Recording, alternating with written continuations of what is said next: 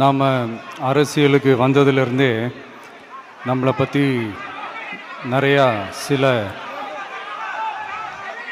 வதந்திகள் எல்லாமே சொல்லிகிட்டு இருக்காங்க இல்லையா?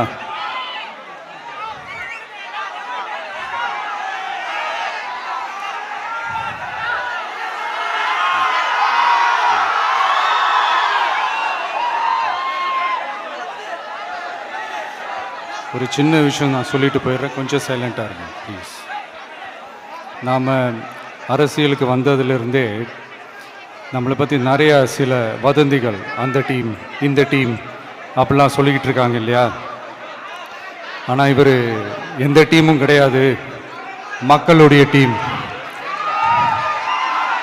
பீப்புள்ஸ் டீம் அப்படின்னு எல்லாருக்கும் தெரிஞ்சதுக்கப்புறம் வேற என்ன அவதூறு பரப்பலாம் இவர் மேலே அப்படின்ட்டு ட்ரை பண்ணி எல்லாமே அவங்களுக்கு ஒர்க் அவுட் ஆகலை.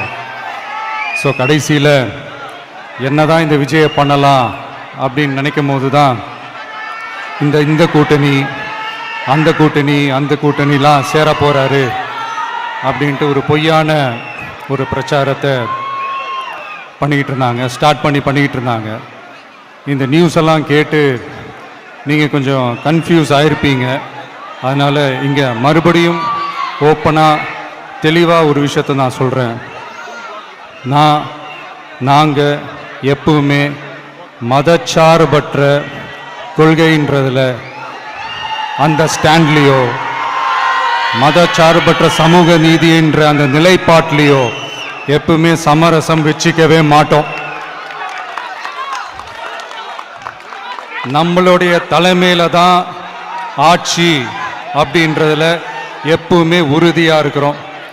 நம்மளுடைய முதல் மாநாட்டில் கூட நான் சொன்ன மாதிரி அரசியலில் யாருக்காகவும் எதுக்காகவும் எந்த விதமான ஒரு சமரசமும் நாம் வச்சுக்க போகிறதே எல்லாம் அந்த பேச்சுவார்த்தையே கிடையாது. சரிங்களா? அதனால் யார் என்ன அவதூறு பரப்புனாலும் தயவு செஞ்சு அதை நம்பாதீங்க. எல்லாம் வல்ல இறைவனின் அருளால் நாம நினைச்ச டார்கெட்டை நம்மளால நிச்சயமா அடைய முடியும்.